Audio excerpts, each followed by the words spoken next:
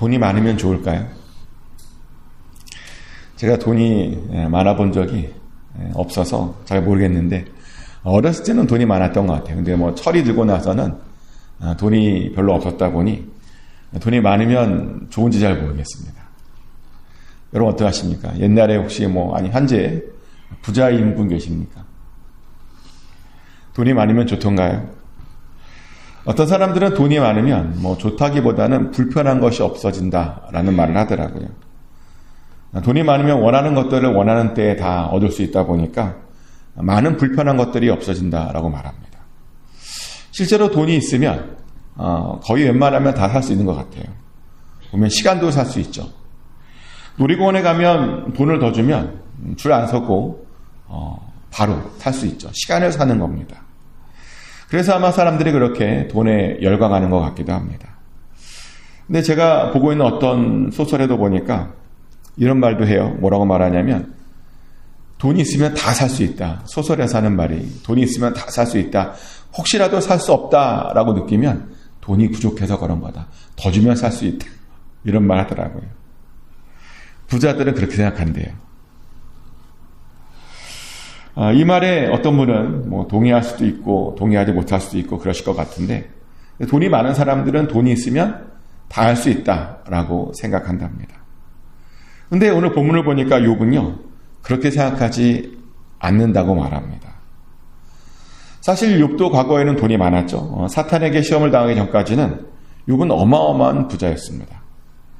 근데 그런 욥에 따르면요 보니까 자기가 살면서 보니까 돈으로 살 수 없는 것들이 있답니다. 하나님의 지혜는 절대로 돈으로 살 수 없답니다. 사실 욥은 지혜가요 너무너무 얻고 싶었습니다.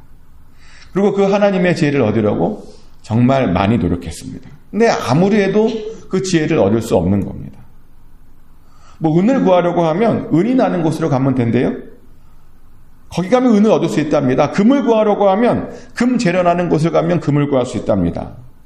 철을 얻으려고 하면 흙을 키면 되고 동을 얻으려고 하면 돌을 녹이면 된답니다. 이렇게 얻고자 하는 것들은 열심히 찾고 탐지하고 이렇게 하면 얻을 수 있대요.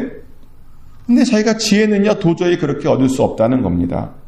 그러면 물어보죠. 도대체 지혜는 어디서 얻는 거냐라고 물어봅니다. 도대체 명철이 있는 곳은 어디냐라고 그렇게 물어봅니다.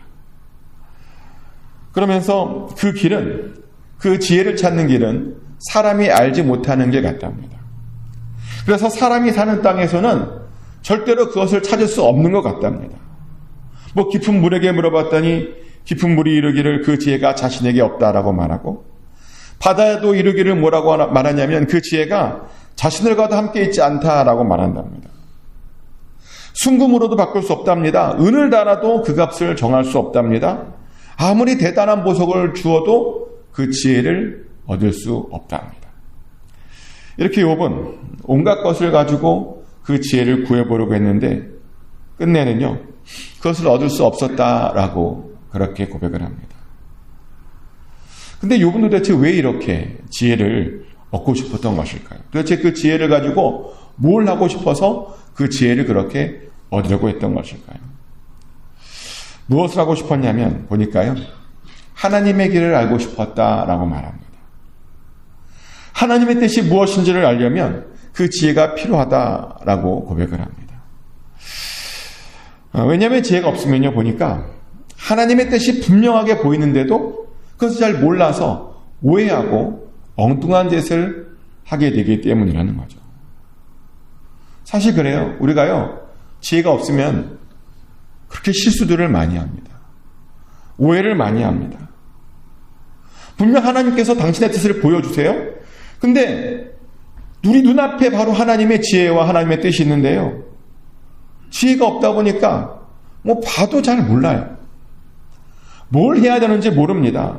그러다 보니 계속 자기의 뜻만 고집하고 계속 자기의 뜻만 주장하는 그런 삶을 살아간다는 겁니다. 그렇게 했던 대표적인 사람이 누구였냐면 요나였죠. 요나는 분명 니느웨로 가야 했습니다. 그것이 하나님의 뜻이었습니다. 그런데요 니느웨로 안 가요. 니느웨로 가서 복음을 전해야 되는데 그게 하나님의 뜻인데도 불구하고 거기를 안 갑니다. 가고 싶지 않답니다. 그게 왜 그러냐 봤더니 니느웨 사람들하고 사이가 별로 좋지 않대요. 느느웨 사람은 원수랍니다.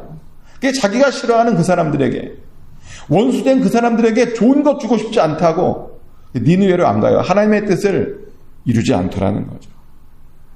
그러면서 요나가요, 니느웨로 가지 않고 다시스로 출발합니다. 정말 무식한 짓을 한 겁니다. 그 결과 욥은요, 그 다시스로 가는 그 길에 가다가 바다에 빠져 죽을 뻔하죠.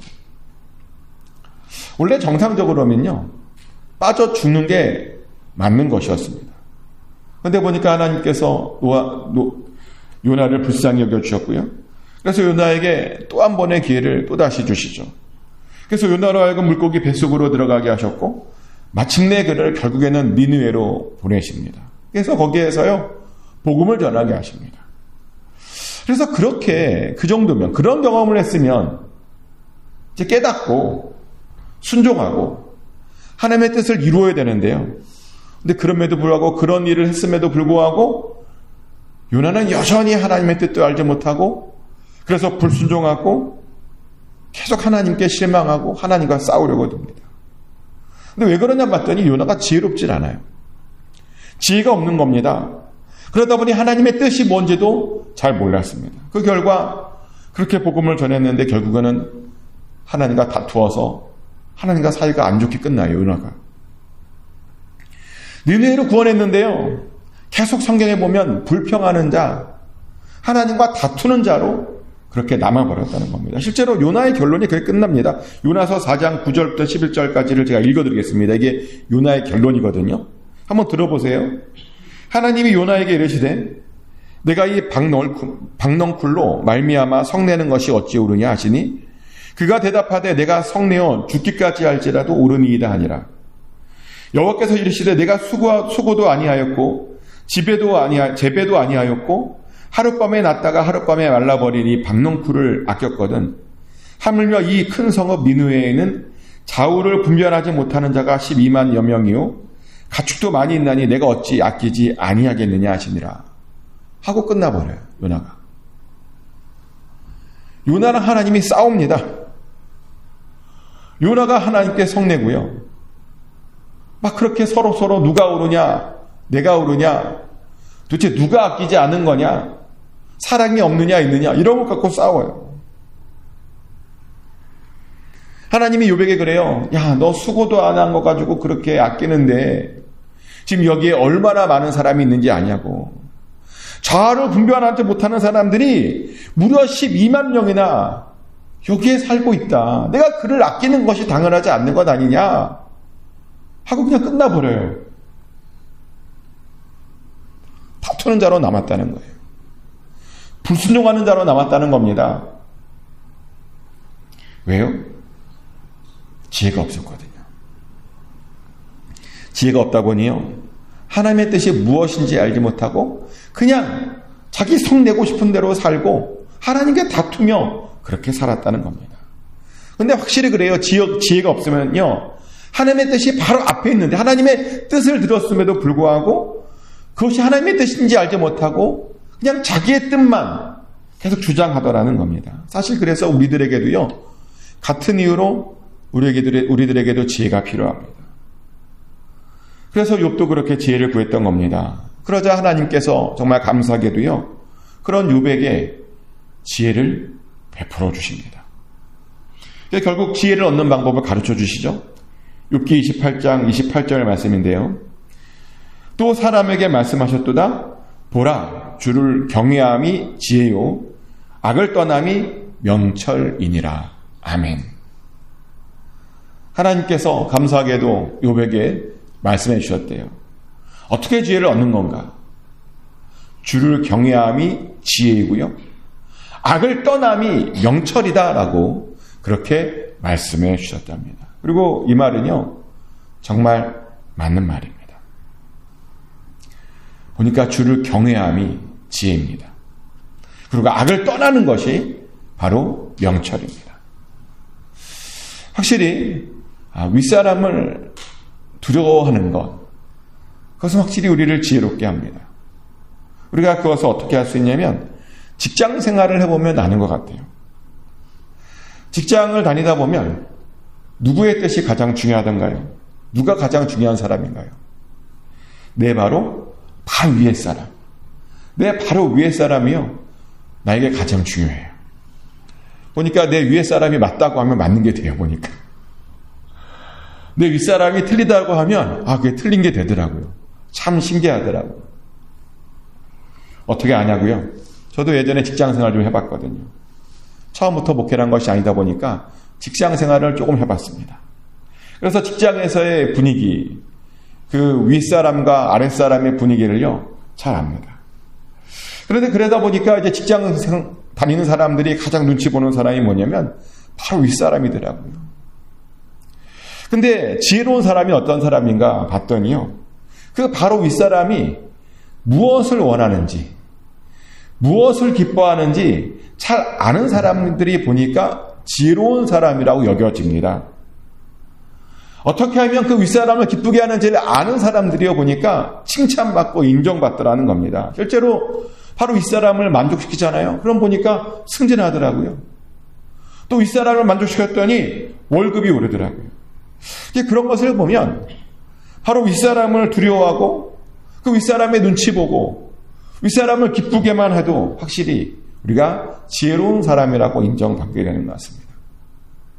그런데요, 하나님의 지혜를 얻는 방법, 그것도 비슷합니다. 하나님의 지혜를 얻으려면 우리의 직속 상사인 바로 윗사람인 하나님만 두려워하면 됩니다.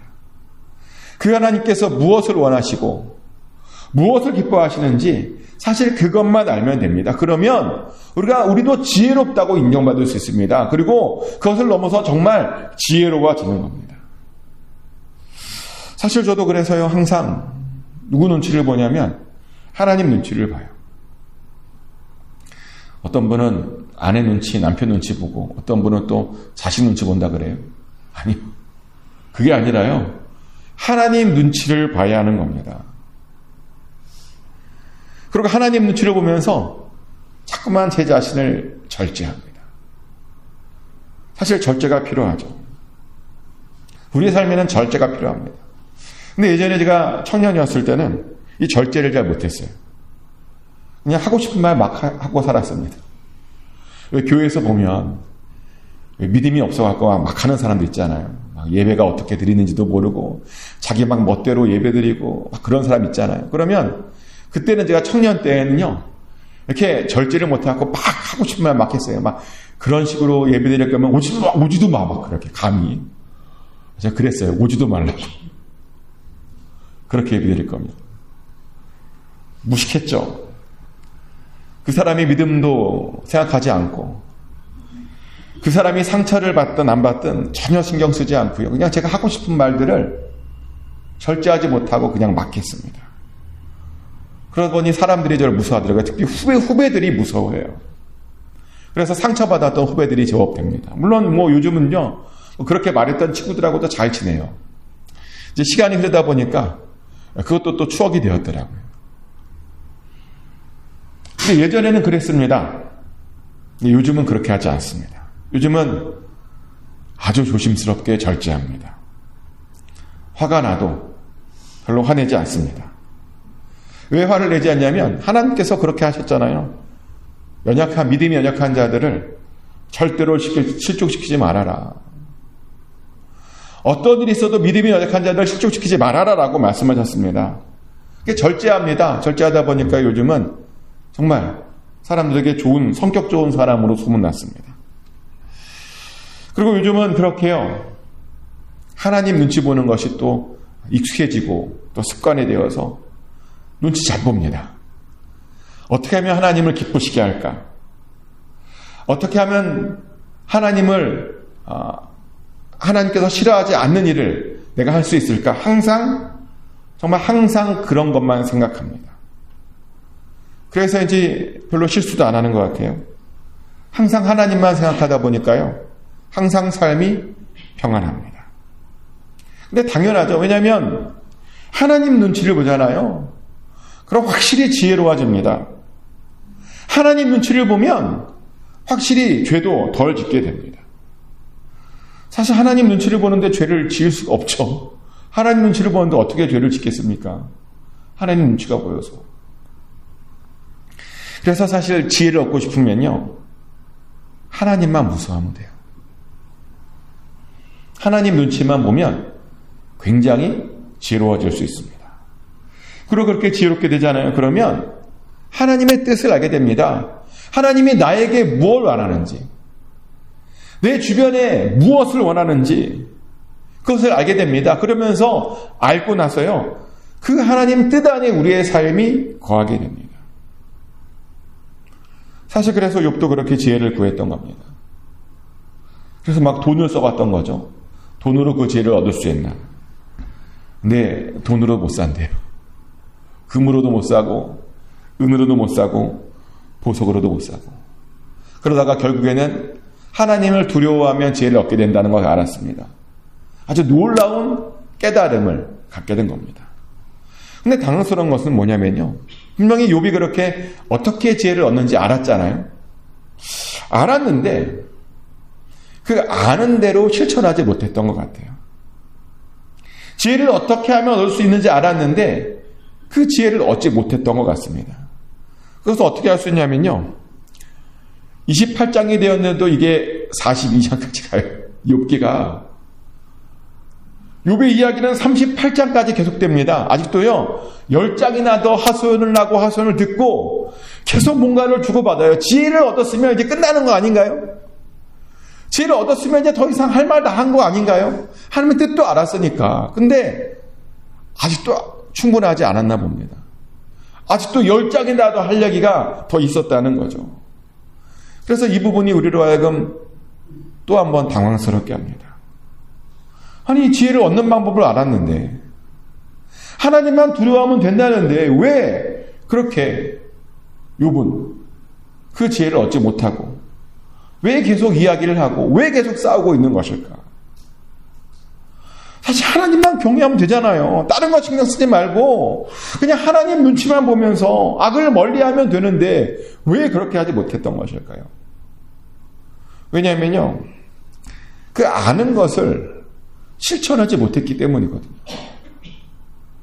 알고 있으면 뭐합니까? 실천해야 되는데. 근데 그렇게 실천하지 못해서 뭘 하지 못하는 사람들이 정말 많습니다. 아는 대로만 살아도 되는데 아는 대로 살지 못해서요, 뭔가를 잘 못하는 사람들이 많습니다. 그래서 제가 항상 말씀을 드리는데, 아는 대로 살면 된다고 그러잖아요. 아는 대로 살면 된다고. 제발 아는 대로만 살아달라고 항상 말씀드리는 거죠.